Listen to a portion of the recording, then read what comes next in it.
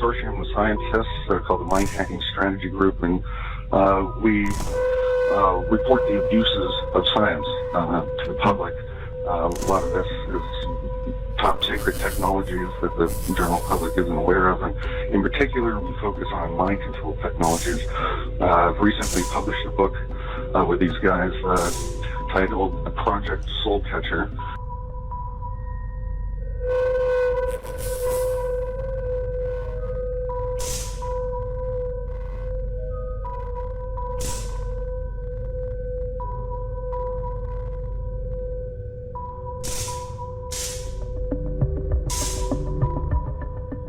Project Soul Catcher, and it's Secrets of Cyber and Cybernetic Warfare.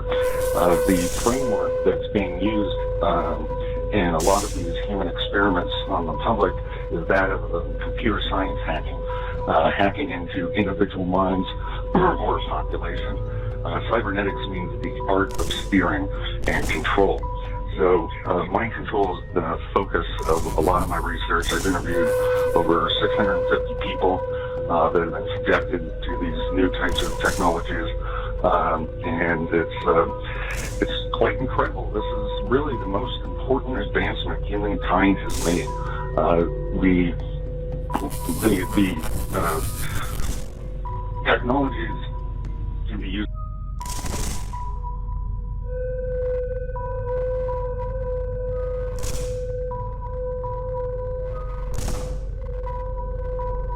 good or evil, but in this case, right now we see the militarized applications, the weaponized applications of it, but it will change the world far more than the internet, cars, or penicillin combined.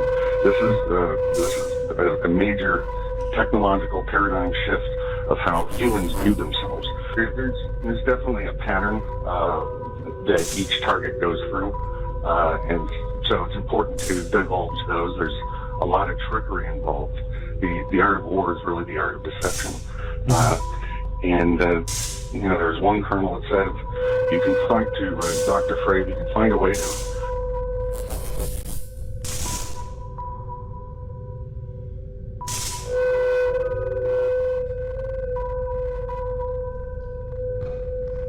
pipe voices into people's heads.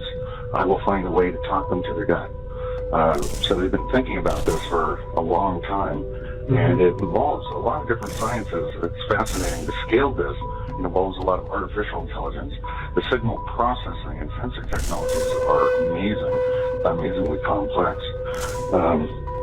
So one can really spend a lifetime researching this, both from the victim standpoint, the perception, as well as on the technological standpoint.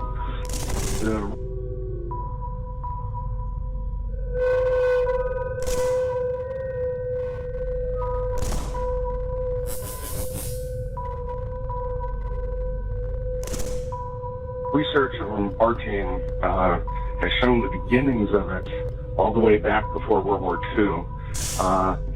But the very first case that we could track back of these mind control technologies was 1959. And then there seemed to be a huge increase in 1976 of reported cases as the worldwide system came online. And then it's been growing since.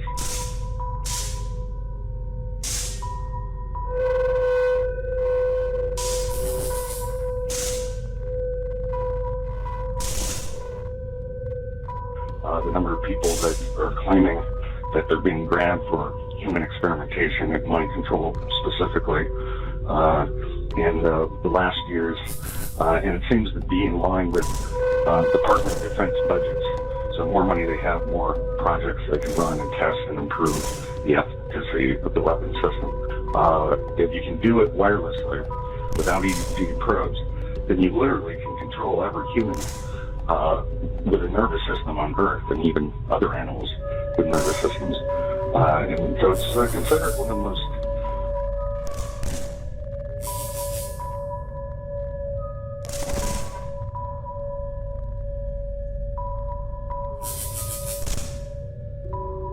targeted weapon systems, where it has dial-in lethality, take control of the enemy's thoughts and opinions. You can use it on your own population to control voting and mass opinion. It has a very wide range of applications that they're researching. And I think the reason that really Dr. John Hall and myself do a lot of radio shows is just to help the public become more informed. What are these technologies, that they really exist, and that the U.S. government has a long history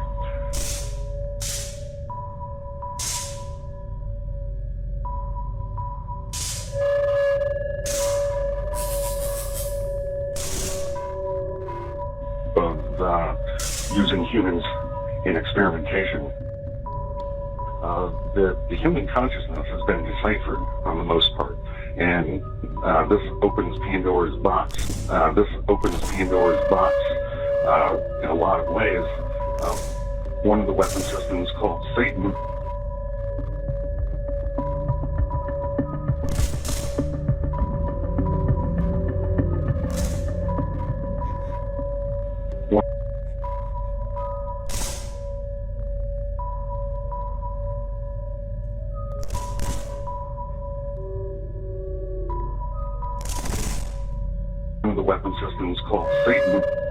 stands for Silent Assassination Through Dapping Networks, and these are neural networks. They used to be, it came out of the CIA's programs on MK-Ultra behavior modification. Now, you can just simply cause pain in a person when correlated with some action. Well, you can alter behavior, but they've taken this many steps past that. They can replay very specific pains into a person. So you can imagine an MP3 player that has recorded brainwaves of pains of people being shot, burned, and other kinds of tortures. You can literally replay those into the enemy's mind. Full mind melding, in a sense. It's a great interrogation tool. So if you saw a movie called Inception, and that's where they try to get into the person's head, plant ideas, pull out information. That's all exactly where the technology's at.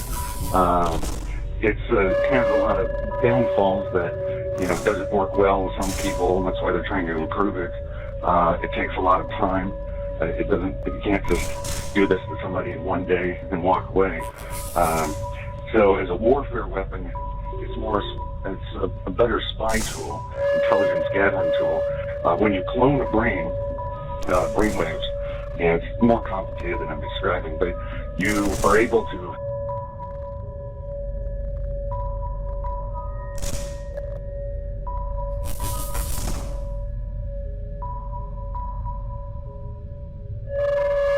see what the other person is seeing, and you're able to hear what the other person's hearing, as well as influence them.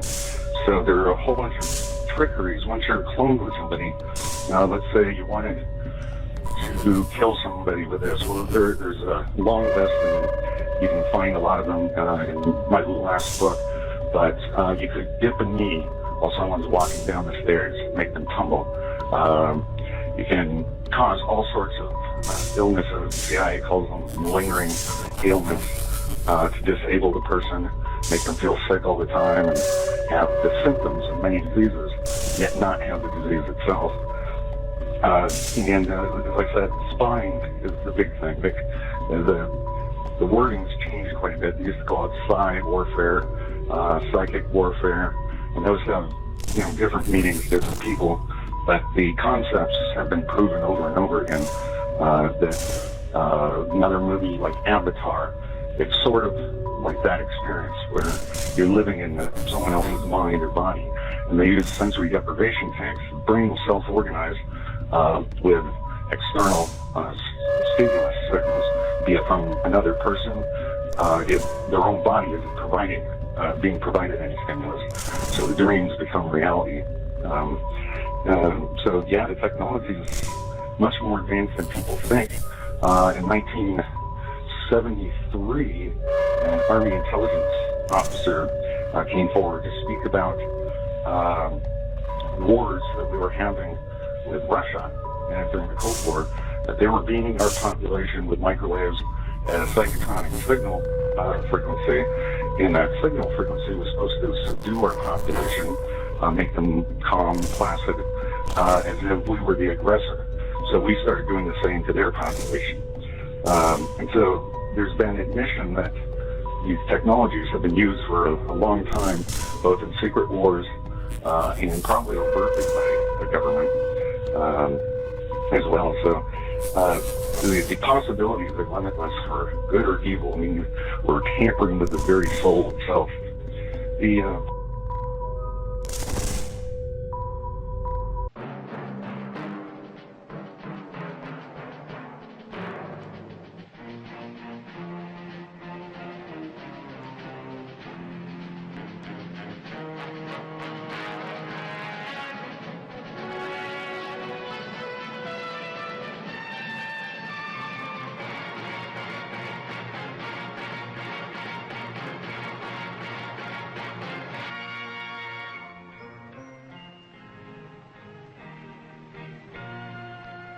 Some people have a deep, abiding respect for the natural beauty that was once this country.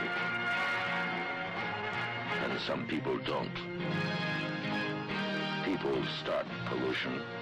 People can stop it. Write for Pollution Booklet Box 1771, Radio City Station, New York.